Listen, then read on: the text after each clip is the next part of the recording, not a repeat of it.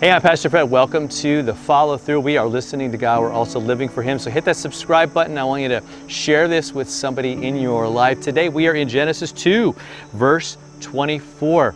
All week we're going to be talking about marriage. We're going to be talking about family. I think it's really important because this is something we all have in common.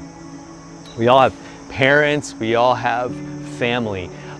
We might not all be married, but we're in, some of us are in relationships, right? Some of you out there. And I'm hoping this helps because there's a lot of confusion about marriage. Always kind of has been.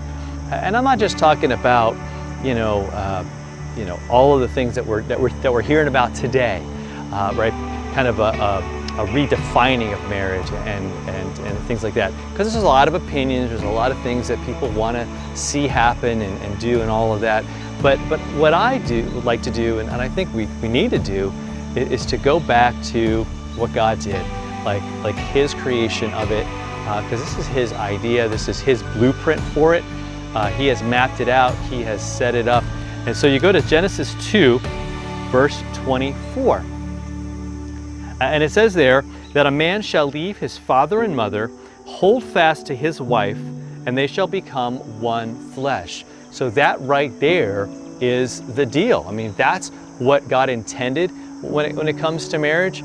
And again, sometimes that doesn't always become reality, right?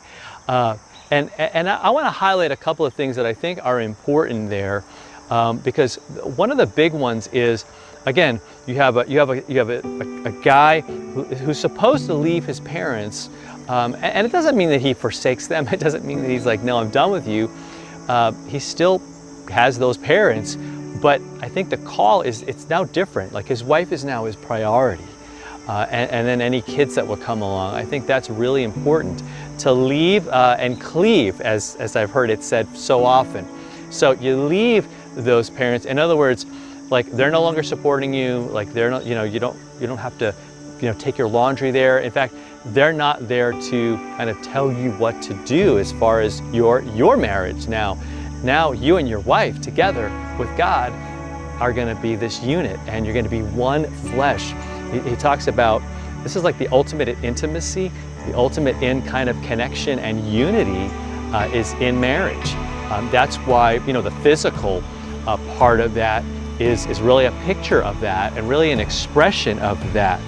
And so we kind of move on from our family of origin, and we hold fast to that wife, right? If you're a wife, you hold fast to your husband, and you're one now, right? You're no longer a me, you're part of we, you're part of an us. And that is so powerful and so amazing. And again, the times that we see where families fall apart and where things is where we don't get this right, and when we really think that we know better. So God's saying, no, you're to be one. You're to be united in me, right? And God needs to be the everything in that marriage, not just a part of it, but the everything.